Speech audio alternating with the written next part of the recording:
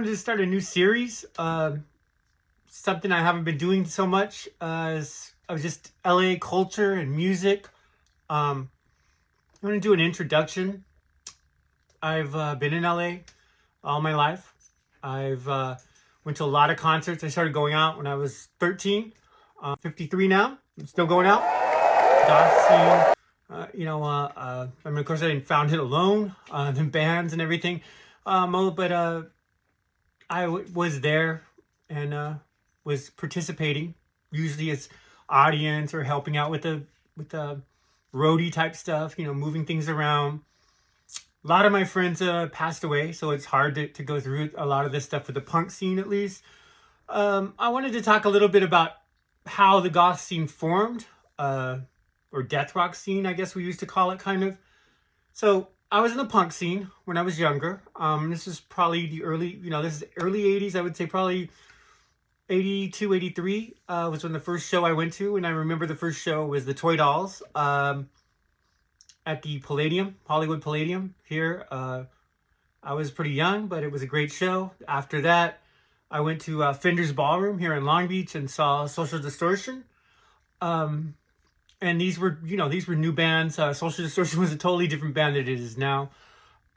So I go into these, we used to call them punk gigs, right? We didn't call them shows so much, but So I went to these shows and, I started going every week. I kind of got really into it. When I was 16, I got a car. My friends got it. I had a friend of mine who was going, he was a little, like 1 year older. He got a car before that. So we were going pretty much every weekend. We were going to like punk gigs. And we saw, all the different LA band, Bad Religion, Black Flag, things like that. We were seeing all these shows. It was pretty good in the beginning. It was really good in the beginning, not pretty good. But so what happened was gangs kind of infested the scene. There were, back then the skinheads were coming out a lot. It was more of a, I guess you'd say, Caucasian or white gang. The groups I was involved with just to survive. I didn't necessarily want to be a gangster, but the groups I was involved with were known as suicidal tendencies or suicidals. They were more like incorporated more of the Mexican or Hispanic people, more non-racist to combat the skinheads. And, it got to where there was a constant conflict where no females were showing up. And we were going mostly for females a lot of times to meet girls and stuff. They weren't showing up. I didn't really have a stake in the game. I didn't want to like attack people just because whatever. I didn't want any conflict. So, me and my friends, we went to these gigs. We're like, people are shooting each other in the parking lot, there's shots fired.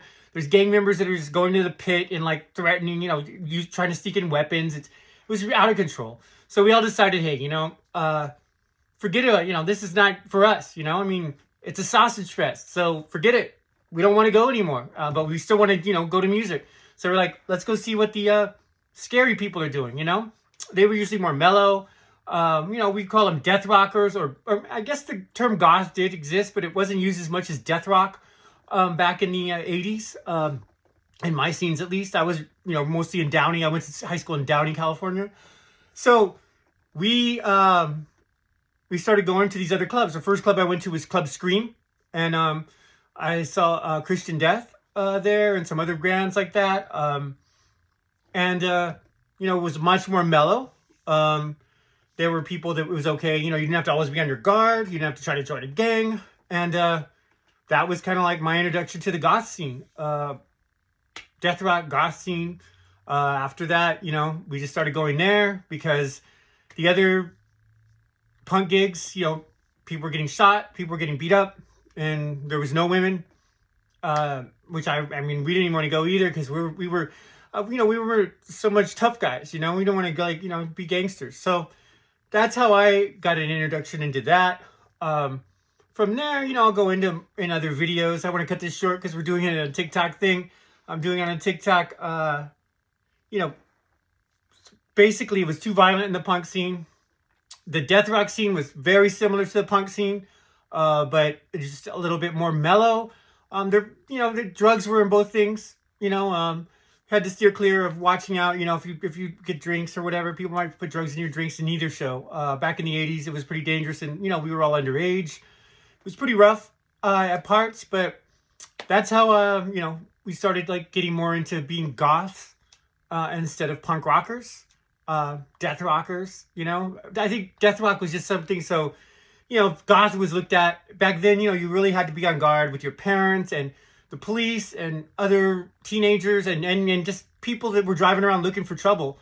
If you looked gay, you know, I mean, you know, modernly being okay, it's okay to be gay and be feminine or whatever. But if you didn't, you know, present yourself as tough or you could fight, you looked kind of gay. You know, people would just go after you right away. You know, just even the police, parents, you know, older people, they would just attack you.